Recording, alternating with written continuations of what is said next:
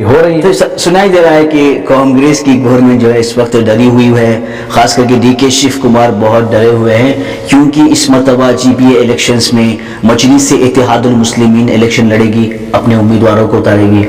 SDPI भी अपने strong उम्मीदवारों को उतारने वाली है और अलग अलग मुख्तलिफ पार्टियां भी जो है उतारने वाले हैं। तो हमने ये सुना कि कहीं ऐसा हो जाएगा कि ये जो भी पार्टियां हैं वो इलेक्शन के वोट को तोड़ देंगे और कांग्रेस जो है हारेगी और बीजेपी जीत जाएगी, जिसकी वजह से डीके शिव कुमार को डर पैदा हुआ है और इलेक्शन को पोस्टपोन करने वाले। इंशाल्लाह 30 जून के अंदर इलेक्शन जरूर होने हैं।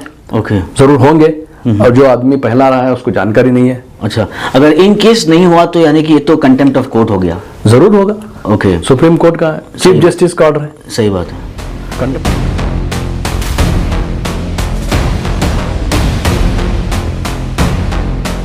Hello everyone, welcome back to my show.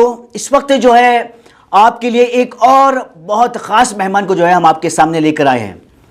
जी हाँ दोस्तों, इस वक्त मेरे साथ जो है अब्दुल वाजिद, जो एक एक्स कॉर्पोरेटर है और प्रेजेंट जो है बेंगलुरु नॉर्थ डिस्ट्रिक्ट प्रेसिडेंट भी है कर्नाटका प्रदेश कांग्रेस कमेटी के। सर, पहली बात तो आपको जो है हमारे शो पर बहुत बहुत इस्तकबाल है। थैंक यू, शुक्रिया। सर, कई लोगों ने आपको देखा है, कई लोग आपको जानते हैं, लेकिन आज हम लोगों को पहले बताएंगे कि आप एक्चुअल में है कौन। अब्दुल वाजिद क्या करते थे, क्या कर रहे हैं सियासत के अलावा? सियासत के अलावा देखिए, अभी सियासत में रहना है तो कुछ तो करना है। मेरा खुद का एक बिजनेस है। So basically I am engineer. अच्छा। देन मेरा भी खुद के बिजनेसेस हैं। तो बट ज़्यादातर सोशल वर्क इन पॉलिटिक्स। 35 साल से कांग्रेस में हूँ अभी। अच्छा, 35 साल से कांग्रेस में है। मतलब आधी तो अपनी आपकी जवानी मेरी जवानी आधी पूरी कांग्रेस में चली गई। स्टूडेंट कांग्रेस मूवमेंट में रहा, यूथ कांग्रेस मूवमेंट में रहा, मेन कांग्रेस मूवमेंट में रहा, कॉर्पोरेटर बना, लीडर ऑफ पार्टी बना, अपोजिशन पार्टी बना। अभी डिस्ट्रिक्ट कांग्रेस कमेटी प्रेसिडेंट हूँ। अल्हम्दुलिल्लाह, अल्लाह करम है। कांग्रेस से क्या उम्मीद है आपको? कांग्रेस से तो बहुत उम्मीद है। कांग्रेस से तो पूरी उम्मीद देश की है, जनता की है। कर्नाटक में भी बहुत सी उम्मीदें हैं और उम्मीद तो जो भी हमने वादे किए हैं पूरे किए हैं। तो Congress is the only party which can support the down trodden करके बोल सकते हैं। चलिए एक बात बताइए, अभी जो है आने वाले दिनों में बीबीएमपी यानी कि जीबीए इलेक्शन आने वाला है और आप इससे पहले कैंडिडेट रह चुके हैं, आप जीते हुए हैं, तो ऐसा क्या काम आपने किया है, क्या डेवलपमेंट आपके एरिया में जो है आपने लोगों के लिए किया है? देखिए, 2010 में हमने पहला इलेक्शन लड़ा मनोरा पल्ला वार्ड से, जो आटी नगर से शुरू होता है, रहमत नगर से। जैसे नीचे जाएंगे वहाँ पे चामुंडी नगर का इलाका है, सीताप्पा लेआउट, वेंकटसमप्पा लेआउट में। ताजुब ये होता है कि जब हमने इलेक्शन लड़ा वहाँ पे पानी की कोई फैसिलिटी नहीं थी, बोर्स नहीं थे, ड्रेनेज की फैसिलिटी भी नहीं थी। लोग पानी के लिए चामुंडी नगर से कौसर नगर आते थे, ऑटो में आते थे। हमारे माँ बहन वहाँ से लेकर यहाँ तक गली गली घूमते थे पानी के लिए। तो उस टाइम पे बीजेपी की गवर्नमेंट थी और हमारा हेब्बाल में मिनिस्टर भी था, बीजेपी का मिनिस्टर था, तो हमें ज़्यादा काम करने नहीं देता था। अच्छा। तो बहुत दिक्कत हुई पहले 5 साल में। तो लोगों को पानी देने की जो सहूलत हमने की है, आज हर घर को कावेरी पानी आता है। आज हर गली में बोरवेल पड़ा है, हर गली में ड्रेनेज बना हुआ है, साफ सुथरे रास्ते भी हैं। तो मैंने काउंसिल में भी सवाल किया था कि हमारा वार्ड चामुंडी नगर, जो आटी नगर से हार्डली ½ किलोमीटर भी नहीं है, आटी नगर का एक मकाम है, नाम है, तो क्यों ना हमारा एरिया भी इस तरह डेवलप किया जाए। जी। तो उस हिसाब से हमें 2010 से लेकर 5 साल हमको मेहनत करना पड़ा। जी। अल्हम्दुलिल्लाह, उसके बाद कांग्रेस गवर्नमेंट आई, रास्ते खुले और अभी हमारे बीच हमारा मिनिस्टर है बैती सुरेश। तो बहुत सा काम हमने किया है। जो बेसिक फैसिलिटी जो लोग मांगते थे एज ए कॉर्पोरेटर, लोग क्या मांगते हैं? अच्छा पानी मांगते हैं, अच्छे रोड्स मांगते हैं, जी, साफ सुथरा रहे, लाइट्स रहे, बेसिक कम्युनिटीज जिसकी ज़रूरत थी, जी जी, वो बिल्कुल नहीं थी।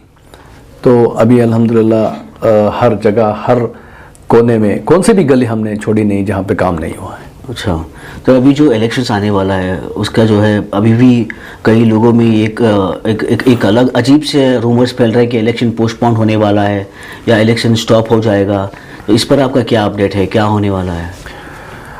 जो भी ये रूमर्स फैला रहे हैं, एक तो उनको कुछ इसके बारे में कुछ पता नहीं है और उनको कुछ जानकारी भी नहीं है।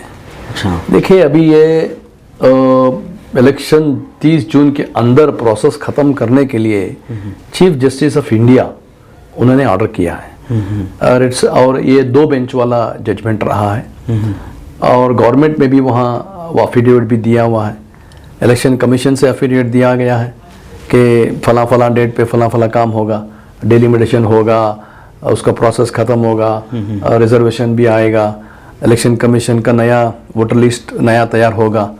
तो उस हिसाब से ऑलरेडी एफिडेविट भी दिया गया है और उनकी डिमांड पर, गवर्नमेंट और इलेक्शन कमीशन की डिमांड पर जज ने 30 जनवरी तक टाइम, 30 जून तक का टाइम दिया है। इंशाल्लाह 30 जून के अंदर इलेक्शन ज़रूर होने हैं।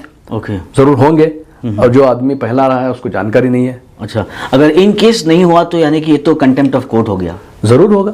ओके, सुप्रीम कोर्ट का चीफ जस्टिस का ऑर्डर है, सही बात है, कंटेम्प्ट होना ही है। इससे पहले भी देखिए 2010 में भी सुप्रीम कोर्ट के ऑर्डर से ही इलेक्शन हुआ है जी। 2015 में भी सुप्रीम कोर्ट के ऑर्डर से इलेक्शन हुआ है।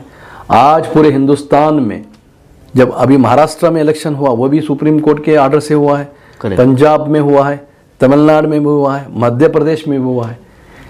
पूरी जगह जहाँ भी इलेक्शन हुए हैं पूरे सुप्रीम कोर्ट के ऑर्डर के हिसाब से हुए हैं और हमारी गवर्नमेंट तो तैयार है, तैयारी हो रही है। तो सुनाई दे रहा है कि कांग्रेस की गवर्नमेंट जो है इस वक्त डरी हुई है, खास करके डीके शिव कुमार बहुत डरे हुए हैं क्योंकि इस मरतबा जीपीए इलेक्शंस में मजलिस से इत्तेहादुल मुस्लिमीन इलेक्शन लड़ेगी, अपने उम्मीदवारों को उतारेगी। एसडीपीआई भी अपने स्ट्रॉन्ग उम्मीदवारों को उतारने वाली है और अलग अलग मुख्तलिफ पार्टियां भी जो है उतारने वाले हैं। तो हमने ये सुना कि कहीं ऐसा हो जाएगा कि ये जो भी पार्टियां हैं वो इलेक्शन के वोट को तोड़ देंगी और कांग्रेस जो है हारेगी और बीजेपी जीत जाएगी, जिसकी वजह से डीके शिव कुमार को डर पैदा हुआ है और इलेक्शन को पोस्टपोन करने वाले हैं। गलत अफवाहें हैं जी। 2010 से अभी 5 साल 4 महीने हो गया, इलेक्शन नहीं हुआ है जी। इलेक्शन लड़ना सब लोगों का हक है। करेक्ट। कोई पार्टी भी आ सकती है, कोई मजलिस आए, कोई एसडीपी आए, कोई आम आदमी पार्टी आए, कोई इंडिपेंडेंट्स आए, इलेक्शन है, इलेक्शन तो होना ही है। इलेक्शन में अगर कोई कंटेस्ट करता है तो करने दीजिए। 2010 से 2015 से 2020 तक इलेक्शन हुआ। 2015 में इलेक्शन हुआ था कारपोरेशन का जी। तभी भी ये पार्टियां थी, एसडीपी थी, आम आदमी पार्टी थी और मजलिस भी थी। लेकिन तो अब ऐसा लग रहा है 2020 के बाद 6 साल कहाँ थे? कहाँ थे आप लोग? 6 साल में ये लोग बेस घट कर लिए। कहाँ थे? महाराष्ट्र इलेक्शंस का, कोविड में कहाँ थे? जी। दूसरे टाइम पे असेंबली इलेक्शन में कहाँ थे? जो डे टू डे जो अभी जो भी प्रॉब्लम्स हैं तब कहाँ हैं आप लोग? मैं आप लोगों को मैं दोष नहीं रहा हूँ, मैं कुछ बुरा नहीं कर रहा हूँ, मैं कर रहा हूँ आपका हक है, आप लड़िए जी। इलेक्शन लड़िए जहां पे आप जीते। हराने के लिए इलेक्शन मत लड़िए। आपने कहा अभी डीके शिव कुमार डरने का आदमी नहीं है, कौन कहता है वो बंडे है, वो किसी को डरा नहीं है। आप देख रहे हैं डीके शिव कुमार के ऊपर डेली कुछ ना कुछ आते रहता है। सही बात। काम तो करते हैं हम लोग, काम तो चल रहा है। 1 लाख करोड़ रुपया हमने लोगों को दिया है 5 गारंटियों में। ये काम नहीं है? अच्छा, काम है, नहीं काम है। सही बात है। आज बीजेपी वाला भी उसका फायदा उठा रहा है, जेडीएस वाला उठा रहा है, आम आदमी पार्टी वाला उठा रहा है, एसडीपी वाला उठा रहा है। हर घर को आपको 2-2 हजार रुपये पहुंच रहा है, घर में बिजली फ्री है, बस में फ्री घूम रहे हैं। इससे ज्यादा काम हम कौन कर सकते? पूरे देश में इस तरह की गारंटियों को जो बोल के करने वाली एक ही गवर्नमेंट है, वो कांग्रेस गवर्नमेंट है। सही बात है। सर अभी जीपीए इलेक्शंस में माइनॉरिटीज के लिए क्या रहेगा रोल्स, कितने लोगों को सीट दी जाएगी? देखिए मैं हर टाइम यही, मैं भी इसके पीछे काम कर रहा हूँ और शायद हमारे लीडर्स जो भी हैं वो भी इसके पीछे काम कर रहे हैं।